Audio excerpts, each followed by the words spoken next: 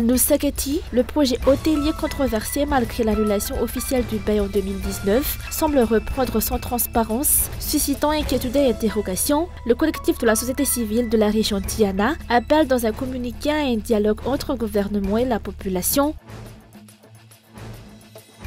La séance prévue à l'Assemblée nationale pour discuter des sujets proposés par l'opposition a été annulée à la dernière minute, sans nouvelle date fixée. Les députés de la plateforme Firaisakin dénoncent un déni de droit et une stratégie d'obstruction orchestrée par le bureau permanent. De l'actualité internationale, la situation sanitaire en Angola reste préoccupante 6 mois après le début d'une épidémie de choléra. Selon le ministère de la Santé, plus de 20 000 cas confirmés ont été enregistrés depuis janvier et l'épidémie a déjà tué plus de 600 personnes. Les autorités sanitaires redoublent d'efforts pour freiner la propagation de la maladie.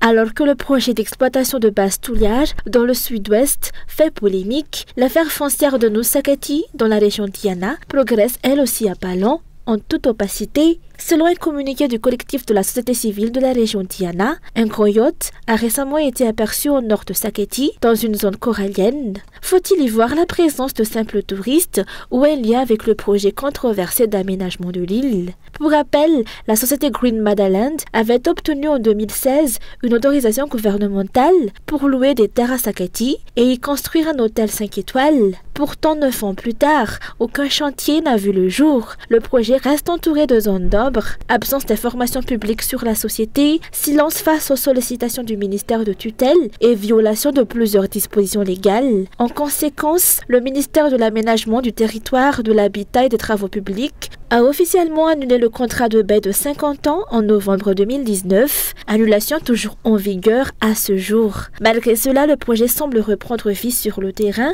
comme si cette annulation n'avait jamais existé. Ce flou juridique soulève des questions. Green Madaland est-elle toujours en charge du projet ou celui-ci a-t-il été repris par l'État ou directement par la présidence? Quelle qu'en soit la nature, le manque de transparence et le non-respect des règles inquiètent la société civile. Le collectif de la société civile de la région Tiana, qui défend les droits des habitants concernés, appelle à la tenue urgente d'une table ronde entre gouvernement et population pour dissiper les suspicions et prévenir d'éventuels conflits. Une rencontre s'est déjà tenue le 13 mai, mais selon le collectif, elle se résume à une seule phrase. Le projet se fera, les habitants devront quitter les lieux. À la veille d'un prochain conseil des ministres prévu dans le Nord, où les dossiers de Saketi et Mitiu devraient être abordés, comme l'a été celui de base-touillage lors du conseil des ministres dans le Sud, une nouvelle rencontre est annoncée pour demain avec la population de Saketi. Le collectif espère que cette fois, il s'agira d'un véritable dialogue, respectueux des droits humains, à la recherche de solutions justes et d'un développement durable au bénéfice de tous.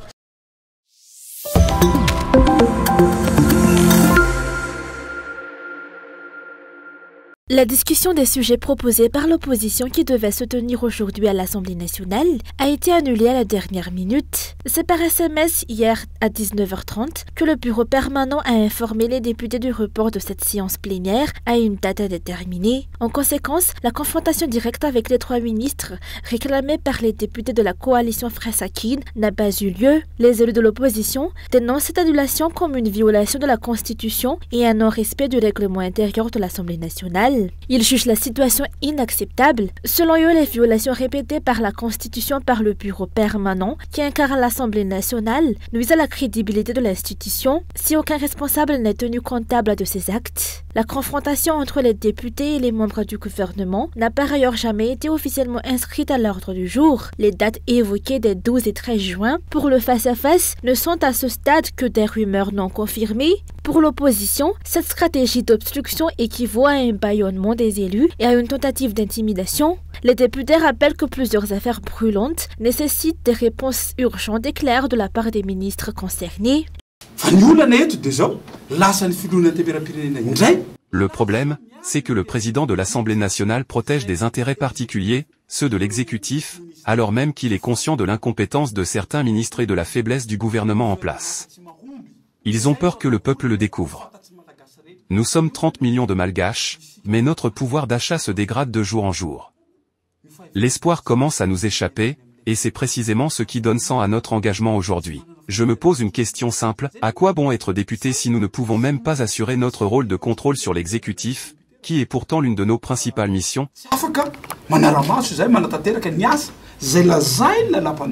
Les députés de l'opposition annoncent qu'ils prendront des mesures face aux violations de la loi et aux abus de pouvoir observés au sein de l'Assemblée nationale. La tension est palpable, notamment en raison de velléités de motions de censure contre le gouvernement. L'affaire pourrait éclater si certains responsables continuent de manquer à leurs fonctions et à la protection de l'institution. Quand les tensions montent, que tout s'enflamme, certains responsables ne font tout simplement pas leur travail. Les conseillers techniques ont été nommés légalement, mais la protection de l'institution, elle, est négligée. Ce manquement alimente la frustration, aussi bien chez les députés de l'opposition que chez ceux de la majorité. Et paradoxalement, ce sont parfois les alliés du pouvoir qui sont les plus frustrés. Certains restent encore bridés par la discipline de leur parti, d'autres commencent à s'en affranchir. En vertu de l'article 102 de la Constitution, 3 séances par mois doivent être consacrées au sujet proposé par l'opposition. Cependant, ces dispositions ne sont pas appliquées. L'opposition estime que le pouvoir exécutif contrôle l'institution législative dans le but de renforcer sa propre protection politique.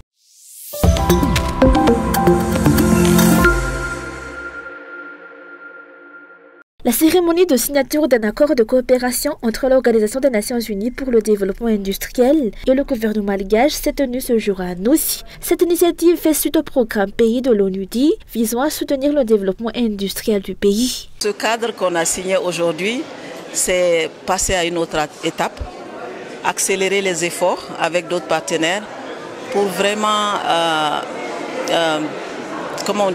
mettre en œuvre tout le potentiel de Madagascar. Et il est immense le potentiel en termes de développement durable et en termes de soutien aux jeunes. Nous allons collaborer d'abord à la mise en œuvre des priorités nationales, mais à les décliner dans des projets concrets qui vont contribuer à la création d'emplois, à la création de valeur ajoutée. Pour les partenaires, le développement de l'industrie est une des clés pour lutter contre le chômage à Madagascar. Mais plusieurs freins persistent. L'environnement des affaires reste peu attractif, décourageant les investisseurs, en particulier étrangers. En tête des obstacles, la mauvaise gestion du secteur de l'énergie, avec des coupures de courant prolongées, l'insécurité et la dégradation généralisée des infrastructures routières. Ces difficultés alourdissent les coûts logistiques et nuisent à la compétitivité. Face à cette situation, l'État tente de relancer le secteur industriel à travers des projets comme le programme One District, One Factory ou EDOF, mais à ce jour, seuls quelques districts en ont bénéficié, avec des retombées limitées en termes de création d'emplois. Ainsi, si le soutien extérieur comme celui de l'ONUDI est crucial, il ne saurait se substituer à l'engagement réel de l'État pour améliorer l'environnement local des affaires et produire des résultats concrets.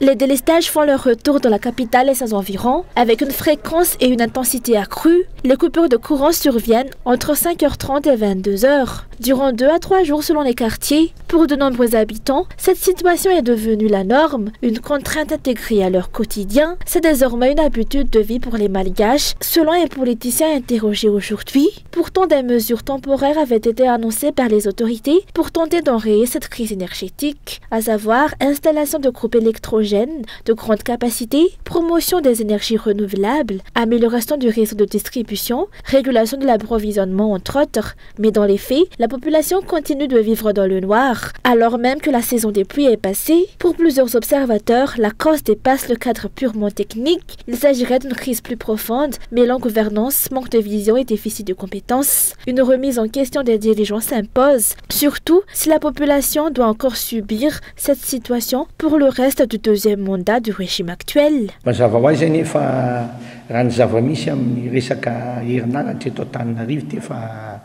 Les coupures d'électricité à Madagascar dépassent aujourd'hui l'entendement. Une descente à en décalé qu'avait été annoncée en grande pompe, et l'on avait promis la fin des délestages dans le mois. Mais sur le terrain, rien ne s'est concrétisé. Dans mon foyer, pas un seul jour ne passe sans coupure d'eau ou d'électricité. Et face à cette situation, une question s'impose, si les responsables ne parviennent pas à redresser le pays, pourquoi s'accrochent-ils au pouvoir? Partout ailleurs, les dirigeants démissionnent face à de tels échecs. Au Japon, par exemple, une simple coupure de courant peut suffire à pousser un ministre à la démission.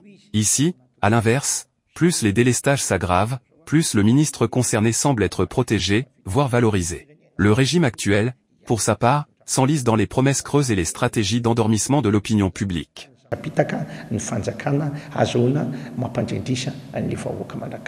Un problème majeur aujourd'hui, selon ce dernier, est le manque total de transparence des responsables sur cette crise énergétique.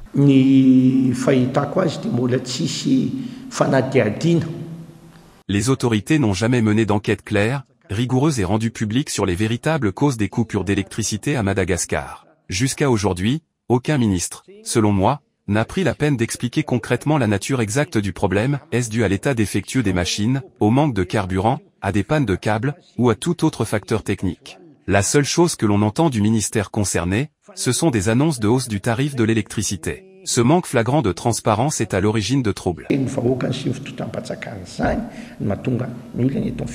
Cette crise touche des millions de personnes, mais la population ne reçoit aucune information claire, officielle et détaillée. Pourquoi ne communique-t-on pas de manière transparente sur l'avancée des projets et les étapes franchies? Les nouveaux groupes électrogènes sont-ils déjà en service? Le projet parc solaire 100 MW fonctionne-t-il comme prévu? Quels sont les blocages? Rien n'est précisé à ce jour. Ce que l'on sait en revanche, c'est que pendant que des millions de Malgaches vivent dans l'obscurité, les priorités de l'État se tournent vers des projets comme celui du lac Arrive et le déploiement local d'énergie renouvelable. Faire des projets comme celui du lac Arrive et l'installation de parcs solaires. Ce site promis comme espace de détente pour les habitants d'Atanajiv, selon les propos du président Andra Dwil, mobilise désormais une urgence particulière. En attendant, la population fait preuve d'une résilience remarquable. Quant aux petits et moyens opérateurs économiques, ils continuent de subir les conséquences directes de ces délestages à répétition.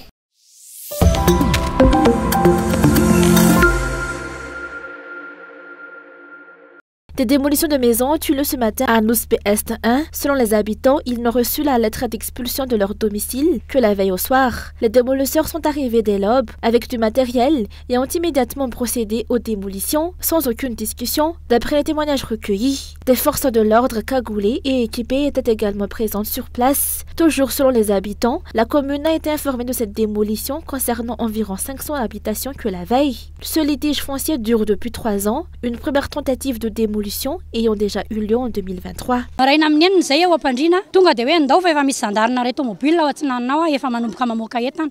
Nous avons été réveillés à 6 heures du matin par l'annonce de la venue des gendarmes venus nous expulser. Pourtant, hier encore, nous étions au tribunal, et notre dossier est toujours en cours.